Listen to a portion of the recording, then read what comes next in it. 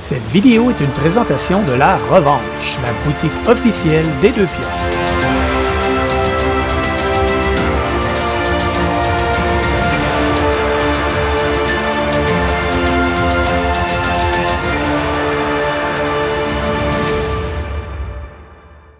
Hey, salut tout le monde, c'est Jeff.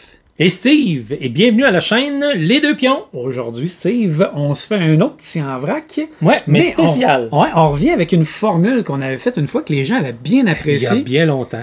Qui s'appelle « Tu devrais l'essayer ou pas. » Ou pas. Oh. On va vous parler chacun de 3 jeux. 3 jeux que j'ai joués. Que j'ai pas essayé. Pas essayé. Et la même chose. Que j'ai essayé, puis que tu l'as pas essayé. Et là, on va essayer de convaincre l'autre en y expliquant pourquoi il devrait jouer. Ou pas. Donc, veux-tu commencer ça? Vas-y fort. OK. Le premier jeu, là, je regarde ma liste, c'est Les Royaumes Sauvages. Les Royaumes Sauvages. Donc, c'est un jeu où on a des cartes. Laisse-moi le temps. Je vais te l'expliquer un peu, puis après, je vais donner mon opinion, puis tu décideras si tu veux l'essayer ou pas. Donc, tu as des animaux et tu as comme un genre de royaume au centre de la table qui est divisé en certaines sections. Et chaque section a un nombre, mettons, de plus petit ou plus grand. Fait qu'il y en a qui ont moins de sections, plus de sections. Et là, chaque section a comme une condition pour pouvoir placer une carte. Ça va dire, tu peux juste placer des nombres impairs, mettons. Ou tu dois placer un animal qui se retrouve dans un des 2 royaumes adjacents. Fait que là, tu as plein de conditions comme ça. Fait qu'à ton tour, tu vas placer une carte. Et quand tu places une carte, tu prends tes petits jetons, puis tu prends possession d'un petit secteur sur la carte. Et il y a comme dans chaque secteur 2 places réservées et une capitale. Et la capitale, tu ne peux pas la prendre tant que ce n'est pas le dernier jeton que tu mets. Puis à partir du moment que tu prends possession d'une capitale, ton tour est terminé pour le round, mais ça se joue en 3 rounds. OK. OK? Fait que là, tu vas te placer partout, dans plein de royaumes, tu vas placer tes jetons, et c'est un jeu de majorité. Donc, à partir du moment que tout le monde a fini, on va regarder la majorité de chacun des secteurs, et là, tu vas ramasser des points. Et s'il y a des égalités, et là, il va y avoir un genre de principe de combat, comme un jeu de bataille. Puis là, il y a comme une petite twist, c'est que si jamais tu mets un 8, puis la personne met un 1, là, 1 bat le 8. OK, bon, ça... Ouais. Tu sais, c'est ça. Fait que là, tu dis, OK, là, il va-tu jouer un 8? Fait que j'ai-tu un 1 ou ainsi de suite? Fait que tu as un genre de petit jeu de bataille. Et si tu perds la bataille, par contre, tu as un genre de petit jeton plus 1 que tu vas pouvoir utiliser dans ton score pour un autre, peut-être pour t'aider à gagner un futur combat. Okay. Et à un coup on a tout placé les cartes, on fait les majorités, c'est que la personne qui a pris la capitale va déplacer son jeton sur une des 2 places réservées, qui est comme, fait que tu as comme déjà dans le royaume un jeton placé à l'endroit où tu avais pris la capitale. Et là, tu fais un autre round. Fait que là, tu peux encore essayer de prendre possession de... Les conditions de placement de cartes changent à chaque round. Et là, tu places pour essayer encore d'aller chercher tes majorités. Et à la fin, celui qui a le plus de points. C'est un jeu de combien de temps à peu près? Rapide. Je dirais qu'on a joué... c'est même pas 1 heure. Même pas 1 heure. Ça joue assez rapidement. Puis nous, on a joué... On était dessus 3 ou 4 joueurs, puis ça joue très rapidement. Puis tu sais, il n'y a pas, tu sais, j'ai mis un 6, il faut que tu joues un 7. Tant que tu peux placer une carte, tant que tu respectes les conditions. OK. Puis c'est accessible pour les joueurs, les débutants? Oh oui, c'est un gateway. Okay. Ou, fait que... maintenant, est-ce que j'ai... Ouais, est-ce que je devrais l'essayer, Steve? Ben, j'ai aimé ça. OK. Mais... Il y a un mais. Tu sais, c'est... On dirait qu'il n'y a pas de gros wow. Là. Mettons, il n'y a pas de une petite twist qui te fait hey, c'est vraiment cool. C'est un jeu de majorité. Fait que tu places tes cartes, tu places tes cubes, puis après ça, la majorité, puis la bataille, on met une carte. Fait qu'on dirait qu'il manque un petit quelque chose. Mais ça sort vite. Mettons, ce serait un petit jeu que je sortirais. Mettons, on est fin de soirée, on a joué à plein de gros jeux, il nous reste peut-être 3/4 d'heure. Oui, je le sortirais. Un petit filler là, pour finaliser une soirée. Oui. Mais je pense qu'il y a bien des jeux que je sortirais avant celui-là. Mais quand même, je trouvais que le petit jeu de majorité était quand même intéressant. Puis une chose que je n'haïssais pas, c'était quand même les conditions sont quand même intéressantes tout le tour. Parce qu'à un moment donné, il faut que, mettons, la prochaine carte soit toujours plus petite que l'autre. Fait que là, à un moment donné, tu deviens plus limité à mettre des cartes à un endroit. Fait que tu peux quand même bloquer selon les chiffres, selon les conditions qui se mettent.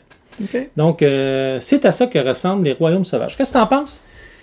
Ben, sincèrement, je serais curieux. Je serais curieux de l'essayer parce que les fillers, ça peut être intéressant, ça peut être bon. Puis tu m'as dit aussi que c'était quand même accessible. C'est un 2 à 4 joueurs, j'imagine? Tu l'as là, pas loin. Je sais pas, il se rend jusqu'à combien de joueurs? On l'écrira. On l'écrira. Okay. Mais oui, ce serait probablement que je l'essayerais. Côté artistique, il est super beau. Là. Les animaux dedans, ils font semi-fantastique un peu, mais des tigres, toutes sortes de catégories. Attends, c'est le royaume sauvage. Ouais. Hey, c'est lui, on aurait pu le mettre. Hein? Il joue 1 à 5 joueurs. 1 à 5 joueurs. 1 à 5 joueurs, 45 minutes. J'ai pas essayé le mode solo. De toute façon, c'est sûr qu'on va vous mettre des images, là, mais là, on était curieux, nous autres, de le voir. Mais non, il a l'air coloré, en tout cas, il a l'air beau. Oui. Super beau. OK, ben moi, je te dirais, je suis curieux. Fait que j'y donnerais une chance. OK, bon, ben une chance. Fait que j'y jouerai. C'est bon. C'est à mon tour. Ouais. Hey, tu connais-tu Wingspan? Ben oui, je connais Wingspan. Un jeu que j'aime bien. Ils ont sorti quand même plusieurs extensions à Wingspan. C'est un jeu qui a beaucoup d'amour dans le public. Les extensions qui ont sorti rajoutaient beaucoup de choses au jeu Wingspan. Là, maintenant, ils ont sorti Wingspan Asia. Et qui vient ajouter un petit module ou un petit mode 2 joueurs. Un contre un. Moi, Wingspan, je trouve qu'il joue bien quand même à 2 joueurs, mais oui, tu as un gros paquet de cartes, puis tu joues tes cartes, tout ça, tu sais, fait que tu joues un petit peu chacun de ton bord.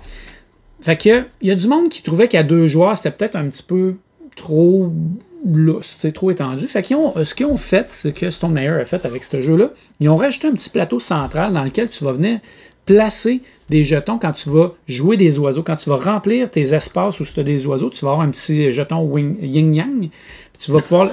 Yin-yang? Yin-yang. Wingspan avec un yin-yang. Ouais, le noir et le blanc là, qui font comme un rond ensemble. Là. Tu vas venir le placer sur le plateau selon le lieu où tu as mis ton oiseau, puis tu vas essayer d'aller chercher des bonus et des choses comme ça. Puis tes tracks de bonus de fin de manche vont être adaptés aussi pour un mode 2 joueurs. Fait qu'en gros, Wingspan Asie, c'est Wingspan avec un plateau central où tu vas chercher des bonus quand tu places tes oiseaux et des objectifs qui sont plus adaptés pour 2 joueurs. Là, tu as encore là, les 3 secteurs, là, comme c'est le même plateau. Tu as le même plateau. C'est le même plateau, c'est la même affaire. C'est Il y a juste l'affaire au centre. Ce qui est intéressant avec Wingspan Asie, c'est que, tu peux t'en servir pour jouer à 2 joueurs avec les petites choses qu'ils ont rajoutées. Mais tu peux aussi prendre cette extension-là et l'ajouter à ton jeu Wingspan de base. Fait que ça, c'est quand même... Avec le plateau central? Oui, tu pourrais prendre le plateau central, mais évidemment pas les modules à 2 joueurs, là, mais tu pourrais rajouter les oiseaux, ça te ferait de la variété. OK? L'autre affaire qu'ils ont rajouté là-dedans aussi, c'est un mode pour jouer à beaucoup de joueurs. Mais moins intéressant un petit peu. Là, déjà, Wingspan, je trouve, à 4-5 joueurs, ça s'étire un peu. Là, fait que, là, tu peux jouer à... Je pense que tu peux te rendre jusqu'à 8 joueurs, 7 ou 8 joueurs. Puis là, tu as des... En tout cas, tu as comme des... Chacun ses zones là, pour jouer. Je l'ai lu, tout ça, mais sincèrement, ça ne m'a pas tellement intéressé parce que Wingspan, je trouve qu'à 3 ou 4, c'est pas mal le top que j'ai le goût de me rendre. Mais bon, Wingspan Asie vient t'ajouter ces éléments-là. Est-ce que je trouve que c'est indispensable? Personnellement, non, okay, parce que je pense que tu peux jouer à Wingspan à 2 joueurs quand même. Ça vient rajouter effectivement des éléments qui vont venir quand même rendre le 2 joueurs encore un petit peu plus intéressant. Donc, si c'est quelque chose que vous cherchez, je pense que c'est bien. Et ça vient aussi, évidemment, rajouter de la variété dans le jeu Wingspan, ce qui n'est jamais déplaisant. Donc, Steve, est-ce que tu devrais l'essayer ou pas? Je te dirais, je suis comme entre les deux. Ça dépend un peu de ce que tu as besoin. Avec ce que je viens de te dire là, je pense que tu as assez d'informations pour savoir si c'est ce qui te manquait dans ton Wingspan. Ben moi, je pense que j'ai le goût de l'essayer parce que je suis curieux, moi, J'aime ça souvent des choses que tu débloques puis tu as des bonus. C'est le genre d'affaires, moi, qui m'attire. Fait que moi, oui, je l'essayerais. Mais tu sais, ça serait pas un essaye-le absolument. C'est comme, tu as écouté ce que j'avais à dire. S'il y a quelque chose qui t'a intéressé là-dedans, essaye-le. Mais c'est bien, tu sais, c'est Wingspan, là. C'est toujours de la qualité, c'est toujours intéressant, mais c'est pas une extension que je considère indispensable ou un stand-alone que je considère indispensable. Si les petits éléments vous intéressent, allez voir ça. Good! Yes, ça fait le tour. Donc, maintenant, je vais vous parler de Darwin, sur les traces de Darwin. Sur les traces de Darwin. Jeu où c'est pas compliqué, c'est du set collection. Dans le fond, il y a plein d'animaux et là, Darwin a besoin d'aide pour ses études au niveau des mammifères, oiseaux. À mode ces temps-ci, hein? Darwin, on a deux jeux de Darwin, puis il y a même... Je sais pas s'il n'y a pas un anniversaire quelconque. Encyclopédia aussi, ça faisait le même principe un petit peu. Là, oui, ben exactement. Fait que là, tu as comme une petite grille au centre, là, puis tu déplaces un bateau, puis où est-ce que le bateau arrête, tu dois prendre un animal dans la rangée où ce qu'il apparaît. Tu as comme un gros plateau. Si tu ramasses un mammifère d'Amérique, ben, tu as la rangée Amérique puis la ligne mammifère. Fait que là, tu vas le placer. Fait que si tu réussis à faire une ligne, tu vas aller ramasser un petit bonus. Et si tu peux reprendre un autre mammifère d'Amérique, mettons, puis tu vas le mettre par-dessus, puis ça te permet d'aller chercher un autre bonus. Et c'est un jeu qui joue très rapidement. Je te dirais qu'une demi-heure... oui, non, c'est rapide, parce que tu avances, tu places, puis... Mettons, le juste limite, mettons, ils vont dire, bon, mais il y a 24 animaux à placer, puis quand tu as placé le 24e, tout le monde a le même nombre d'animaux sur son plateau et la partie est terminée. Okay.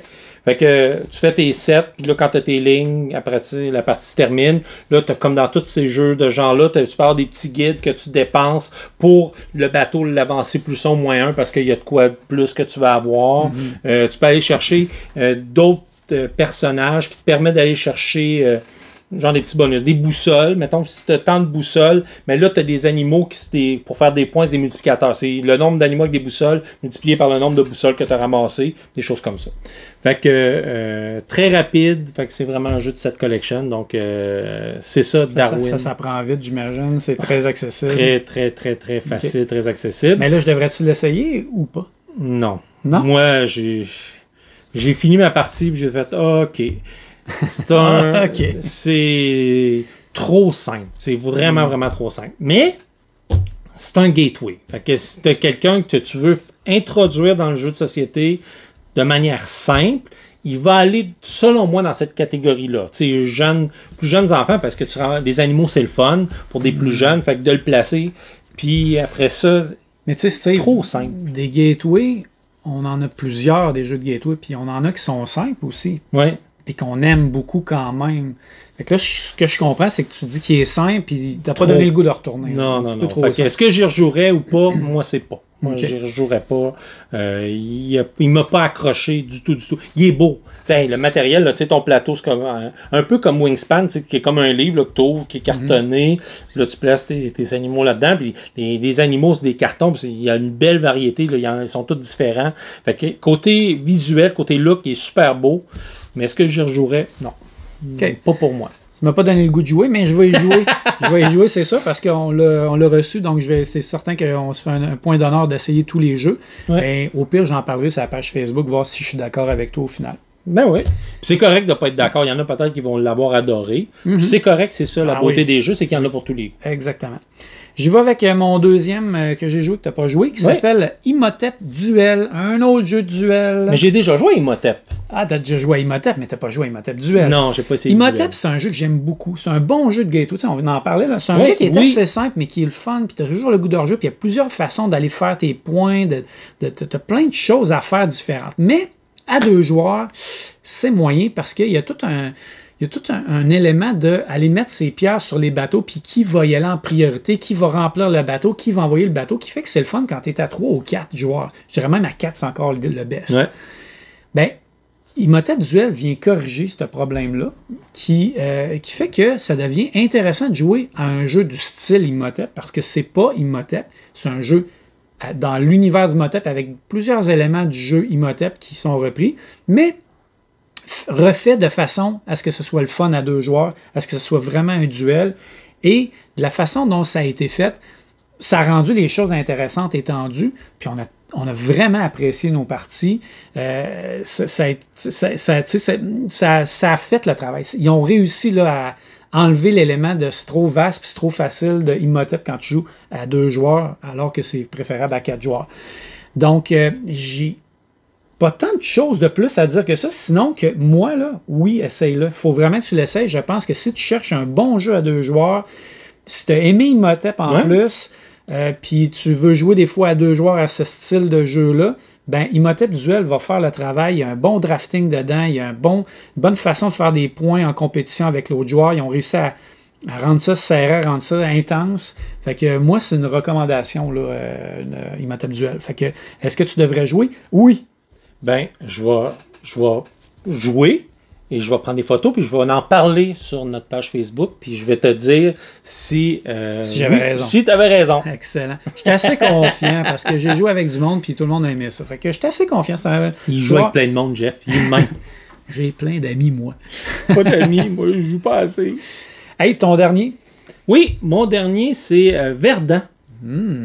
J'avoue qu'il m'appelle, ce jeu-là. Je sais pas pourquoi, mais il y a quelque chose dedans qui a l'air intéressant. Ça doit être la verdure. Probablement, j'aime ça. Donc, c'est un jeu où on va aménager notre maison. Donc, on va mettre avoir des pièces qu'on va installer et on va mettre des plantes à travers nos pièces. Et chaque pièce a des types d'éclairage différents. Donc, des sections plus sombres, plus claires dans la pièce ou totalement noires. Et tu as des plantes que tu vas aller chercher pour placer à côté des bonnes pièces pour avoir un bon éclairage pour les aider à pousser. Et il va y avoir un même principe que de draft un peu à la Cascadia où tu vas ramasser, mettons, une plante avec une pièce, puis tu as comme un petit jeton qui vient avec. Puis là, après ça, tu es obligé de les placer et tu dois toujours placer de manière octogonale à une autre carte. Tu peux pas, mettons, tu as un carré que tu dois faire, je me rappelle pas, mettons, je vais dire 3 par 4. Ben, je peux pas placer un coin. Il faut toujours que ça se touche. Et je peux pas faire pivoter mes cartes pour arranger ma luminosité comme je veux. Okay. Et lorsque je place une plante qui a un bon type d'éclairage, et là, je vais prendre des petits jetons, puis les jetons sont super beaux de plantes que je vais mettre sur ma plante. Et chaque plante va avoir un nombre de meeples qui dit, bon, ben cette plante-là, si tu as 5 meeples, c'est beau, tu l'as fait pousser. Et là, tu vas piger, tu vas prendre un pot et tu vas le mettre sur ta plante. Et en dessous de chaque pot, tu as des points. Fait que là, il y a une course parce que, mettons, tu vas avoir 3 pots en béton, céramique. Puis, mettons, ceux de béton valent plus de points. Après ça, céramique, un petit peu moins de points. Puis, il y en a un nombre limité de chaque. Fait que tu dois commencer par ceux qui valent le plus de points. Et tu dois, tu sais, fait que là, tu as une course. Fait que plus vite tu vas faire tes pots, bien, plus tu vas aller chercher les pots qui valent de points. Et après ça, c'est que tu vas décorer aussi tes pièces. Et là, tu vas avoir un petit principe de set collection. Fait que tu vas avoir peut-être un petit vase que tu vas mettre dans une pièce. Puis là, chaque pièce a des couleurs différentes. Fait que tu dois aller chercher des sets de couleurs différentes ou après ça, des sets de décoration que tu vas mettre dans ta pièce. Donc, tu as beaucoup de ce type de scoring que tu as besoin de la feuille pour tout calculer ton scoring. Ouais. Et tu peux, puis il est optionnel, tu peux rajouter en plus des objectifs que si tu as tant de plantes, ça va valoir des points. Fait que si vous aimez le genre, justement, Cascadia de tableau building. Il est assez aimé, Cascadia en général. Oui, c'est ça. Fait que là, tu places tes plantes, puis là, tu veux tout placer comme il faut pour que l'éclairage fonctionne bien. Puis là, tu as des petits bonus. Tu peux avoir de la terre qui permet de mettre plusieurs. Parce qu'à un moment donné, tu as une plante qui va avoir besoin de 8 jetons dessus. Et tu n'as pas assez avec ton éclairage. Fait que tu n'as pas le choix de mettre de l'arroser ou de mettre de l'engrais. Fait que, mettons, si tu arroses, ben, tu vas pouvoir arroser toutes les plantes de 1 qui touchent à ta pièce. Okay. Ou si tu as de l'engrais, tu vas pouvoir mettre 3 sur une même plante. Fait que là, tu as plein de petits bonus de même que tu vas mettre pour faire pousser tes plantes. Et après tant de tours, la partie est finie. Dans le fond, aussitôt que tout le monde a fini sa grille, ça termine la partie et on compte les points. Fait que beaucoup aimé parce que moi, j'aime ça, les tableaux building. Je devrais l'essayer, oui. Oui, définitivement. En tout cas, tu as l'air dedans, là. Ça me donne le goût. Oui, ben moi, j'ai aimé ça, puis les cartes. Ça, c'est le jeu que tu as oublié de me ramener, c'est ça? Fait que tu devrais l'essayer, mais je sais pas pourquoi je l'ai oublié. Bon, en tout cas. De toute façon, tu n'auras pas le temps de jouer, il y a le Delirium qui s'en va. Ouais, quand je vais l'essayer, je vous le dirai. Oui, c'est ça, mais non, moi, je vous le conseille. Moi, j'ai bien aimé. Il est pas beau. Je pourrais pas dire que les jetons de feuilles et de plantes sont des beaux, mais le jeu en soi est pas beau, mais il est vraiment le fun. Puis, il est un peu, au niveau des plantes, il est un peu comme Wingspan, c'est que tu vas avoir tout le pedigree de la plante, quel genre, t'en as du type cactus, du type grimpante, floral. Pour ceux qui aiment s'instruire en jouant, c'est parfait. Oui, c'est ça, il donne tout ce petit côté instructif-là. Ah, c'est cool. Fait que, est-ce que tu devrais y jouer? Ben moi, je dis que oui. Ouais, ça me donne le goût, j'ai hâte d'essayer ça. J'ai hâte que tu me l'amènes, en fait. Que tu me l'apportes. Je sais pas, je vais te l'amener. Ouais. Je vais avec mon dernier. Vas-y. Mon dernier, on a parlé dans une autre vidéo plutôt, on a parlé de Tokaido Duo. Eh bien, Tokaido a eu un petit frère qui s'appelle Namiji, qui est un jeu sur le même principe, un jeu blanc, très zen, fait par Antoine Boza, qui fait tout simplement un déplacement, puis tu ramasses des choses. Fait que tu te déplaces sur des points, là, sur une carte, à la distance que tu veux, mais plus tu vas loin, ben plus tu laisses la chance aux autres de ramasser plein de bonus, parce que c'est toujours le dernier qui va jouer. Tu ramasses des... C'est cool, j'aime ça, cette mécanique-là. C'est le fun. C'est le fun. Un peu la Glenmore aussi, tu sais, c'est un jeu... non, c'est une mécanique que j'aime beaucoup. Puis c'est toujours déchirant parce que tu veux celui-là qui est un peu plus loin, mais si tu vas là, tu laisses plein d'options à l'autre qui va tout ramasser ce qui traîne en arrière. Et là, lui, il va-tu guesser puis sauter, lui, d'aller le chercher? Ben, c'est ça, exactement. Fait que la différence entre Tokaido et Namiji, tu tournes en rond, puis Tokaido, tu vas en ligne droite. OK. Dans Tokaido, dans Namiji, tu peux aller d'un bord ou de l'autre, puis dans Namiji, tu es en bateau. L'autre différence aussi, c'est que tu as un plateau de pêche, je pourrais appeler, là, de ton bateau, dans lequel tu vas ramasser les choses que tu vas collectionner. Tu pourrais pêcher des poissons, des crustacés, des choses comme ça. Puis ça va te donner des points, des façons de faire des points. C'est un jeu très, très simple, très, très zen, qui s'explique en 5-10 minutes maximum, qui joue très, très bien, je dirais en moins d'une heure, aussi là, 1 heure à peu près. Là. Tu joues, puis c'est vraiment zen, c'est vraiment simple. Tu te déplaces, tu ramasses la patente. Tu te déplaces, tu ramasses la patente. Fait que tu sais, il n'y a pas grand-chose à expliquer ou à dire de plus que ça. Il y a des set collections de paysages où tu veux ramasser le plus grand paysage possible. Il y a des objets, il y a de la bouffe que tu peux acheter. Il y a toutes sortes de trucs comme ça, des poissons, en fait. Je suis en train de mélanger avec Tokaido, mais c'est le même principe. Mais c'est à peu près le même jeu, avec un petit peu plus de complexité, je dirais, que Tokaido, légèrement plus. Mais personnellement, moi, je trouve ça simple. J'aime le principe, comme tu dis, que tu te déplaces, puis tu peux aller loin, puis là, ça laisse l'occasion à l'autre de ramasser les choses. C'est une décision que j'aime. C'est des décisions déchirantes, mais je dirais... Dans Namiji, c'est quasiment une demi-décision parce que souvent, tu vas aller presque au prochain parce que de toute façon, ça donne à peu près le même nombre de points. Okay. Tu ne veux pas laisser la chance aux autres de ramasser trop d'affaires en arrière. Fait que tu vas ramasser la prochaine affaire, tu ramasses le truc, ça te donne des points. Je trouve ça un petit peu simpliste. C'est plus vers la fin où là, tu vas vouloir compléter peut-être des...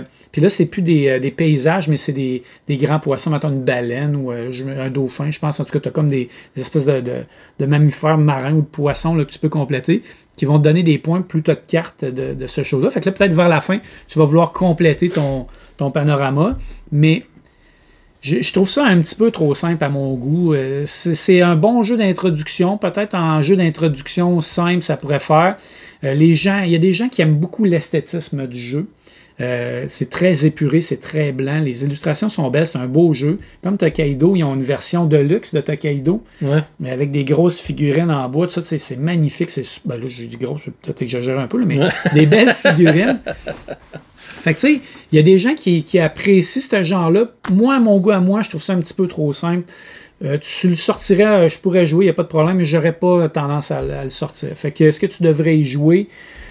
Te connaissant en plus, je te dirais non, je pense pas que tu vas triper tant que ça. Essaye-le parce que tu n'as pas le choix, c'est ta job. Mais tu diras sur la page Facebook quand tu l'auras essayé, voir si j'avais raison, si j'avais tort. Personnellement, j'ai pas tant le goût d'y retourner que ça. Bon. Voilà. Ça arrive des fois. Hein? Ben, écoute, on peut pas tous les aimer. C'est pas un mauvais jeu, mais bon, ça n'a pas frappé dans ma branche, dans mon style de jeu. Ben. Fait que ça finit un peu sur cette note-là. Il n'y a pas tant de jeux qu'on jouerait pas. Non, c'est pas si mal que ça. Écoute, chaque jeu, on est capable de trouver quelque chose. Puis des fois, nous, on l'a pas aimé, mais ça veut pas dire que c'est pas un bon jeu ou que c'est pas un bon jeu pour vous. Ça veut juste dire que nous, dans ce qu'on cherche, peut-être pas arrivé au bon moment, on a beaucoup de jeux, il y a des jeux qui vont faire des choses un peu mieux ou plus à notre goût. C'est tout ce que ça veut dire. Donc, ben c'est ça pour notre en vrac, tu devrais y jouer ou pas. On espère évidemment, comme d'habitude, que vous avez apprécié la vidéo. Si c'est le cas, faites-nous des pouces en l'air. Exact. Abonnez-vous à la chaîne, à la page Facebook, à notre Instagram. On partage plein de choses là-dedans. Puis laissez-nous des commentaires. Peut-être qu'il y a des jeux qu'on a dit qu'on ne jouerait pas, puis que vous, oh mon Dieu, c'est mon jeu, blasphème! Qu'est-ce qu'ils ont osé dire? Vous avez le droit de nous envoyer promener, nous dire qu'on est dans le champ, qu'on n'est pas bon. Peut-être qu'on a raison. Ou laissez-nous les commentaires. Peut-être qu'il y a un jeu que, justement, vous avez joué, vous avez dit, OK, bof, que les gens ont aimé. Puis ça me fait rappeler, ça me rappelle une vidéo qu'on avait faite. Bof, wow. Là, c'est ça. Que toi, c'est un wow, puis moi, c'est un bof. Ça arrive. C'est en plein ça. Ça arrive. C'est la beauté de l'affaire. Sur ce, salut tout le monde! Ciao!